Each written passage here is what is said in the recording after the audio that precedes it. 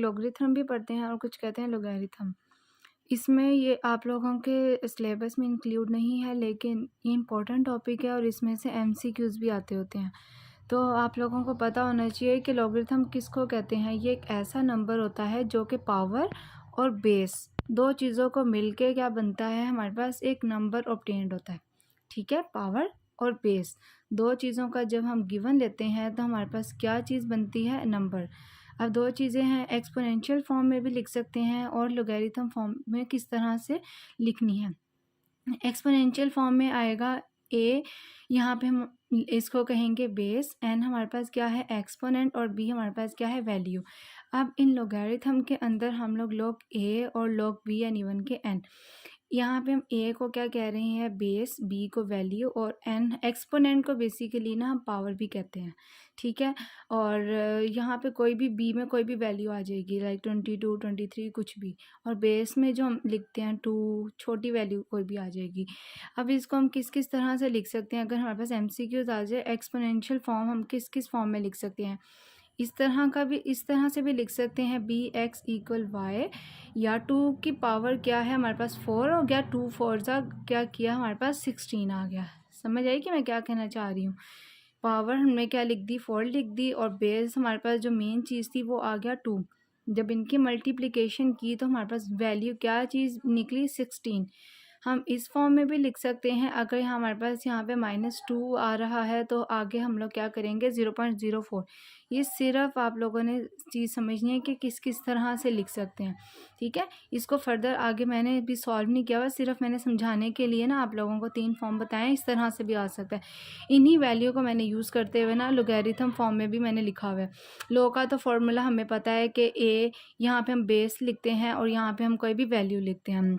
अब यहाँ पे मैंने बेस की जगह क्या लिख दिया है, ए लिख दिया है, और यहाँ पे हमारे पास क्या आ रही है, बी की जगह मैंने इसको वैल्यू लिखनी है, और एक्स हमारे पास क्या आ जाएगा, यहाँ पे हमने कोई भी एक्सपोनेंट या कोई भी हमारे पास वैल्यू क्या आ रही है, इसकी पावर, सॉरी एक्स हमारे पास क्या आएगा यहाँ पे पावर। अगर हमारे पास log 2 है और y हमारे पास क्या है 16 है, और x हमारे पास क्या है 4, मतलब इस फॉर्म में भी लिख सकते हैं और इसको हम इस तरह भी लिख सकते हैं। ठीक है, दोनों मेथड आप लोगों को पता होना चाहिए। ज़्यादा हमारा कंसर्न इस पे है लॉगरिथम फॉर्म पे। अच्छा, नेक्स्ट हमारे पास ना इसकी कुछ प्रॉपर्टीज़ आती हैं और हमारे पास लॉज बताए हुए हैं कि लॉगरिथम के कौन कौन से होते हैं। ये सारी हमारे पास प्रॉपर्टीज़ के अंदर आ जाएंगी, नेम्स, और ये हमारे पास के अंदर आ जाएंगे, इसके लॉज आ जाएंगे। अब सबसे पहले प्रोडक्ट कहीं पे भी लिखा होगा उसका मतलब ही होगा कोई भी चीज़ को मल्टीप्लाई कर रहे हैं। ठीक है, अगर हमारे पास log b है, x मल्टीप्लिकेशन y है, डॉट का मतलब है यहाँ पे कोई चीज़ मल्टीप्लाई हो रही है, फिर हमने इनको अलग अलग कर दिया, इसको इससे मल्टीप्लाई कर दिया, इसको इससे मल्टीप्लाई कर दिया, तो हमारे पास दो चीज़ें फाइंड हो गई। याद रखना आप लोगों ने, प्रोडक्ट में यहाँ पे मल्टीप्लिकेशन के साथ यहाँ पे साइन आ रहा होगा प्लस का। क्वेश्चन हम लोग उनको कहते हैं जो चीज़ हम डिवाइड कर रहे होते हैं। जैसे अगर हमारे पास ये इक्वेशन है log b x/y, ठीक है, x डिवाइडेड बाय y, तो हम इसको क्या करेंगे, इसको इससे कर देंगे, देन इसको इससे मल्टीप्लाई कर देंगे, तो हमारे पास क्या निकलेगा, log b x minus log b y। इसको याद रखने के लिए आप लोगों ने याद रखना है, प्रोडक्ट को हम मल्टीप्लिकेशन भी कहते हैं, दो साइन इसमें आते हैं, मल्टीप्लाई और प्लस का। क्वेश्चन को हम लोग डिवीजन साइन भी कह सकते हैं, इसमें डिवाइड करके और उसका माइनस निकाल रहे हैं। नेक्स्ट हमारे पास क्या आ रही है, इनकी पावर। अगर पावर आप लोगों ने हमेशा याद रखना है, अगर इस तरह फॉर्म में लिखा होगा ना, जो ये पावर होती है ना, हमेशा वैल्यू स्टार्ट पे आ जाएगी। ठीक है, log p log b x, root में आप लोगों ने याद रखना है, रूट में हमारे पास हमेशा स्क्वायर रूट की वैल्यू आती है। अगर हमारे पास इस फॉर्म में लिखा हुआ है तो हमने इसका जो स्क्वायर रूट था उसको ख़त्म करने के लिए हमने क्या कर दिया है, 1/p कर दिया। हमेशा हमें पता है पावर स्टार्ट में आ जाएगी, जब पावर स्टार्ट में आ जाएगी तो हमारे पास इस तरह का फॉर्म बन जाएगी। अब इन्वर्स में मेरे पास क्या क्वेश्चन लिखा हुआ है, log b x। ठीक है, लेट्स सपोज मेरे पास ये इक्वेशन है, इन्वर्स का मतलब है मैंने जो सही वाली इक्वेशन है ना उसको उल्ट कर देना है।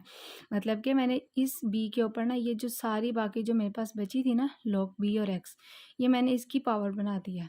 ठीक है, इस फॉर्मूले को मैंने बिल्कुल ही उल्ट कर दिया। आइडेंटिटी जहाँ पे भी आया आप लोगों ने याद रखना है, ये इक्वल टू 1 के होता है। 0 से पता चल रहा है कि इसकी प्रॉपर्टी क्या होगी, 0 होगी। नेक्स्ट हमारे पास है कि चेंज ऑफ बेस किस किस तरह से हो सकती हैं। अगर हमारे पास log b x है, आप लोगों ने याद रखना है, हम लोग a यहाँ पे ना कॉमन लेंगे। ज़्यादातर हमारे पास a यूज़ होता है, log a।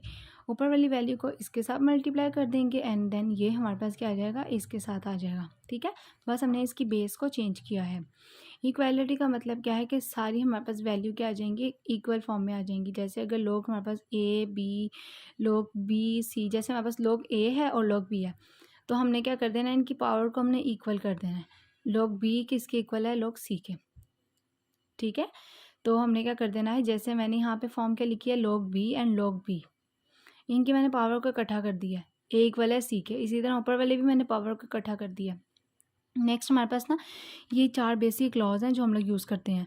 प्रोडक्ट में मैंने आपको बता दिया, मल्टीप्लिकेशन कहते हैं, इस फॉर्म में भी लिख सकते हैं, log a भी इक्वल आएगा log a plus log b, या हमारे पास log a भी इस तरह भी लिख सकते हैं, ऐसे करके भी लिख सकते हैं। इनका दो चीज़ हमें पता होना चाहिए, प्लस का साइन जहाँ पे भी है, log का साइन है, इसका मतलब है कि प्रोडक्ट है। पावर का मतलब है कि पावर हमारे पास सबसे पहले आ जाती है। ठीक है, ये वाली जो n है ना, n हमने क्या ले आना है इसको स्टार्टिंग में। क्वेश्चन का हमें पता है कि डिवाइड कर रहे हैं किसी चीज़ को, यहाँ पे मल्टीप्लाई का माइनस का साइन आ रहा है।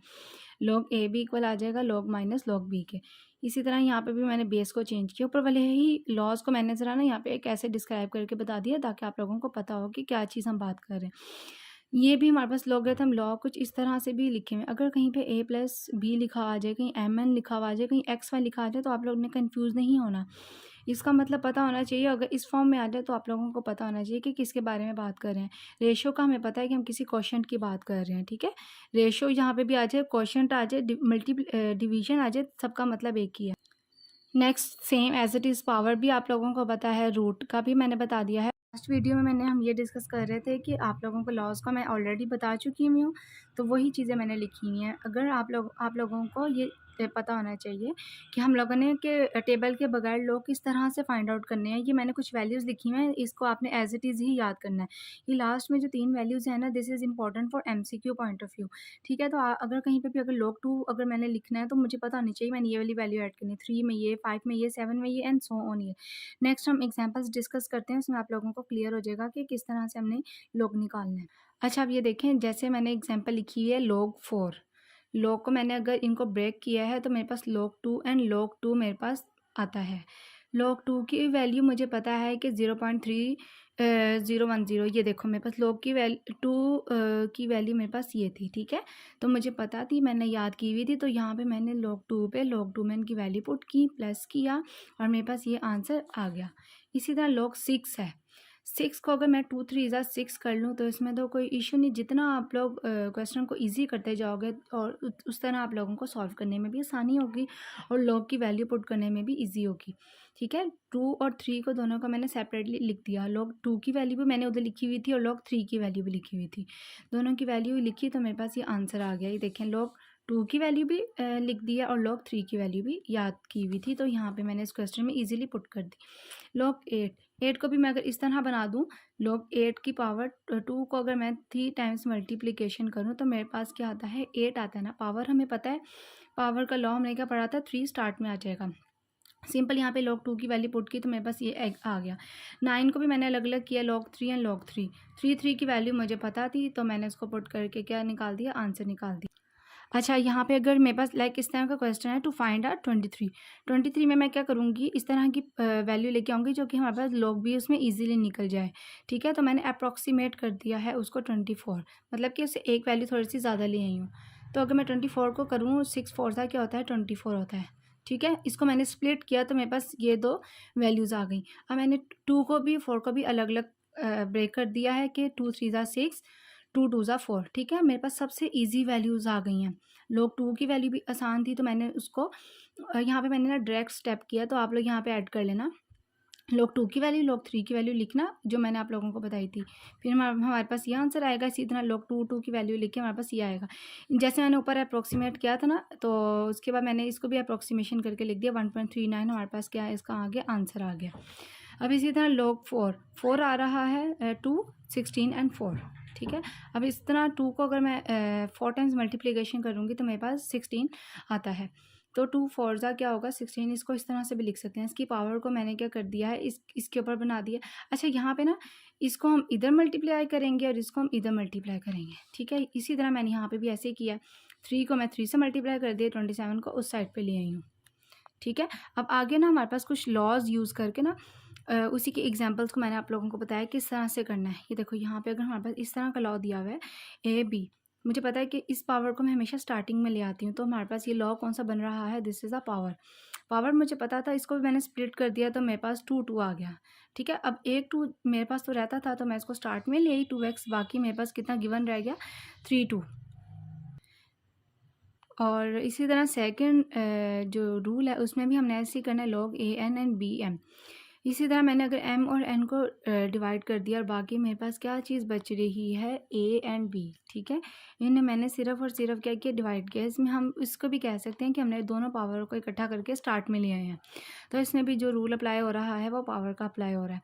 अगर मेरे पास 6 था और इधर भी था 4, इनको मैंने मल्टीप्लाई कर दिया, 3 2 ज़ा 6 हो गया, 2 2 ज़ा 4 कर दिया, ठीक है। अलग अलग इनको मैंने मल्टीप्लाई कर दिया। अब जो मेरे पास जो 2 पावर थी, पावर को मैं स्टार्ट में ले आई, 2 2 से कटिंग किया तो 1 आता है, और बाकी मेरे पास क्या बन रहा है, log 3 2x ही एज इट इज़ आ गया।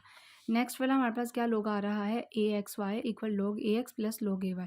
यहाँ पे हमें पता चल गया मल्टीप्लाई भी आ गया और ऐड भी आ गया, तो हमारे पास यहाँ पे जो रूल अप्लाई हो रहा है वो हो रहा है प्रोडक्ट का, मतलब मल्टीप्लिकेशन का। जैसे मेरे पास यहाँ पे था कि 2 को मैंने क्या कर दिया है 6, 2 3 ज़ा क्या होता है 6 कर दिया ना, तो मैंने यहाँ पे डायरेक्ट इस तरह से कर दिया, ऐसे करके लिख दिया। तो आप लोग इस तरह से करके भी लिख सकते हो, ठीक है। इस तरह ऐसे करके लिखोगे तो क्लियरली डिफाइन होगा। तो आप इस तरह से भी लिख सकते हो, इस फॉर्म में भी लिख सकते हो, इसमें कोई इशू नहीं है। अब इसी को मैंने पावर को इससे भी मल्टीप्लाई कर दिया, इसको भी मैंने इससे मल्टीप्लाई कर दिया, अलग अलग करके लिख दिया। अच्छा, अब इसमें ना एक स्टेप मैंने डायरेक्ट कर दिया है कि यहाँ पे 2 और इन 2 को अगर हम यहाँ पे स्टार्टिंग में ले आएँ तो इसमें तो कोई इश्यू तो नहीं ना होगा, क्योंकि हमें पता है कि 2 या हम स्टार्टिंग में लें, यहाँ आप ऐसे भी कर सकते हो कि log 2 2 की पावर क्या है 1 है, और प्लस log 2 3। इसी तरह अगर हमारे पास इस तरह एक और रूल दिया हो ए बी, इधर हमारे पास 1 दिया हुआ है log b a, ठीक है। तो हमने इसमें सिर्फ और सिर्फ क्या कर दिया है, हमने बेस को चेंज करके लिख दिया है, ठीक है। तो यहाँ पे हमारे पास चेंज इन बेस वाला रूल अप्लाई हो रहा है। ये हमने किसी भी लॉ में डिस्कस नहीं किया, लेकिन इनकेस अगर इस तरह का लॉ आ जाए a equal to log a b equal b, तो ये बहुत रेयर यूज़ होता है, इतना ज़्यादा यूज़ नहीं होता, ठीक है। तो इसमें इसलिए इसको आप लोगों को एक्सप्लेनेशन देने की ज़रूरत नहीं है। अगर कोई पूछे कि रेयर फार्मूला ऑफ लोगैरिथम कौन सा है, तो दिस वन। नेक्स्ट ही मैंने कुछ बताए हुए चीज़ें, मल्टीप्लिकेशन को हम लोग लोगैरिथम एडिशन आइडेंटिटी भी कहते हैं इस वैल्यू के थ्रू, ठीक है। इसी तरह नेक्स्ट हमारे पास क्या है कि क्वेश्चन को हम लोग सब्सट्रैक्शन भी कह सकते हैं। यहाँ पे हमारे पास सब्सट्रैक्ट का साइन है, इसीलिए तो हमारे पास इस पावर इसको कहेंगे। आप लोगों ने हमेशा याद रखना है कि अगर लोग हमारे पास x है और लोग ये है, हम लोग ने हमेशा x प्लस वाई की फॉर्म में नहीं लिखेंगे, ठीक है। और अगर डिवीजन वाला है तो हम उसको x माइनस फॉर्म में नहीं लिखेंगे, एक्स वाई करके लिखेंगे, या हमारे पास लिखेंगे x डिवाइडेड बाय y, ना कि माइनस और प्लस का साइन इस तरह से नहीं लिखते लोग का, ठीक है। यहाँ तक हमारे पास लोग का जो टॉपिक है वो ख़त्म होता है।